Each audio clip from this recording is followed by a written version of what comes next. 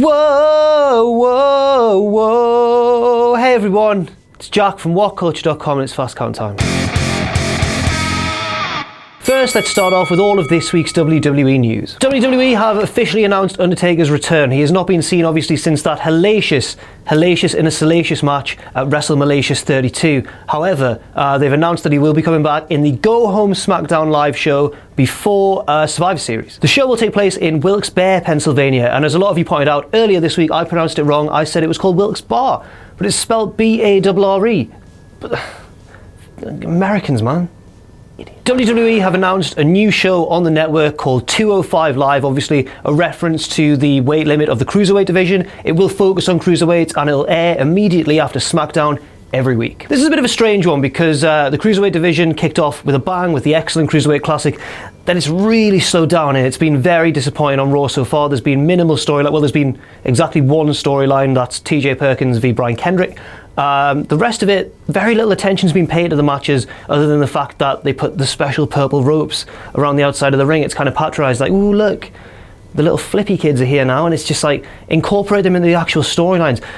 A lot of people have been saying this is a sign of WWE giving up on the Cruiserweights. I think it's them hitting the reset button and hopefully in their own dedicated show they'll be able to rebuild and hopefully get some actual storylines going as well. Two new recruits into WWE have made their live debuts on house shows. First we have in NXT Tommy End, the Dutch tattooed terrifying badass. He's just, Google him if you've not seen him, he's really scary, probably going to be a big star. And another figure who's kind of less certainty of superstardom, Tim Wiese, or Weiss. I'm not really sure what he's going to be billed as, but the German pronunciation is Wiese, an ex-German international goalkeeper and Werder Bremen goalkeeper as well.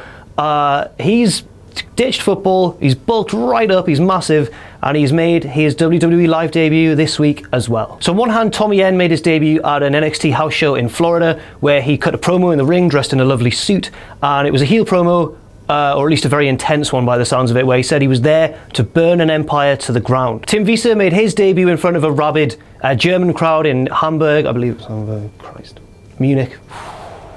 It was Munich. Whoa, dodged a bullet there. Are you glad I checked the... You give me nothing every week, Richard. You're so deadpan. Give me something to work with.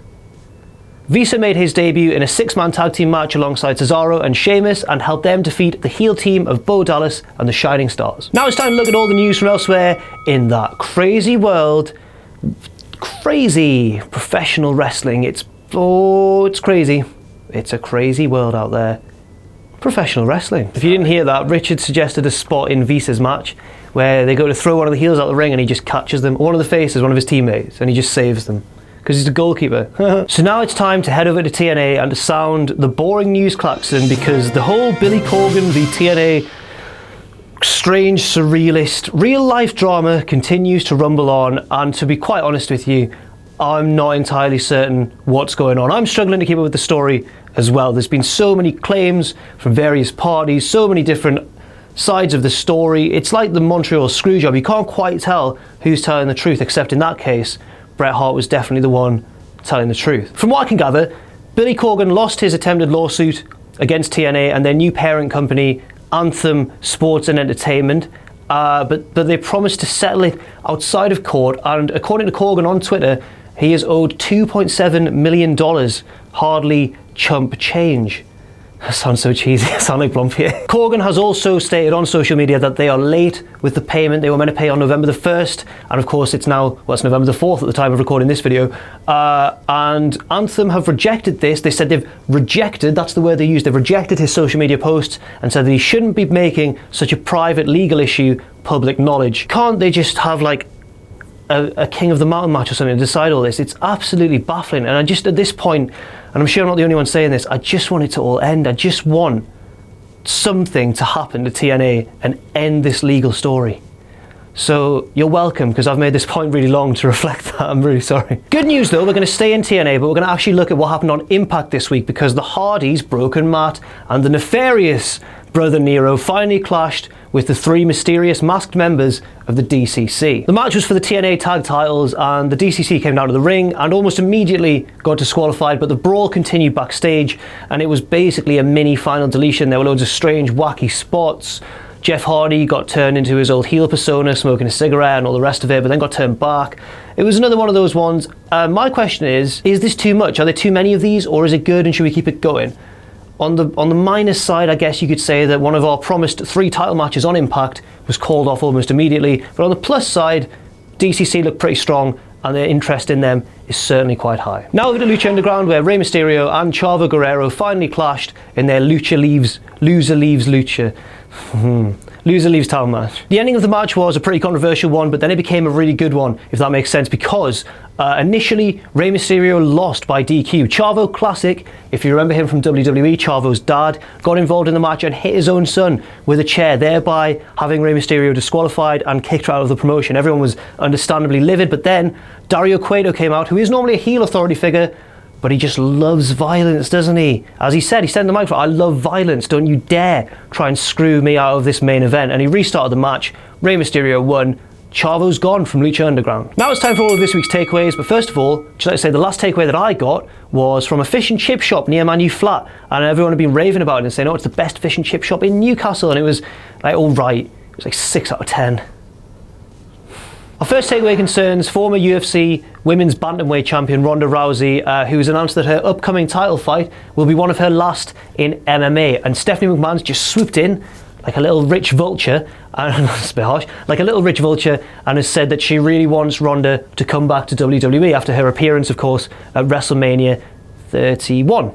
But my question to you is, out of everyone in the world of MMA, if you know your mixed martial arts, who would you most like to see in WWE? It could be Conor McGregor, it could be Ronda Rousey, apparently Paige Van Zandt was rumoured for an appearance at SummerSlam, but that had to get cancelled because she had a fight. My personal choice would be Chael Sonnen, who would probably cut the best heel promo on the roster currently. But who do you think? Leave your answers in the comments below. Next up, we're going to talk about James Ellsworth and his regular appearances in the main event scene on SmackDown Live. Do you think that is sort of diluting the importance of the show, having such kind of a jobber figure, essentially, in such an important storyline? I can see both sides of it, but I'm kind of the opinion that the way that Ellsworth's been portrayed, it's not like when Russo or Arquette won the WCW Championship. He's never going to win the belt. He's just been shown to be out of his depth, and that's exactly what's going on. They've kind of written it in exactly the right sort of way. They've kept the storylines fresh. On the other hand, I can see the other side of it, where Ellsworth's been put in this position ahead of so many more talented wrestlers. What do you think? Because I can kind of see the positives, but I know that there's been a big negative backlash as well. And finally, we of course have to talk about that women's Hell in a Cell main event, the first ever main event on a WWE pay-per-view, non-NXT of course, between Charlotte and Sasha Banks for the Women's Championship. Do you think, first of all, what do you think of the match? And secondly, do you think the right person won? Personally, I feel as though Sasha Banks should have won. It was her hometown. The pop would have made it an even more memorable moment.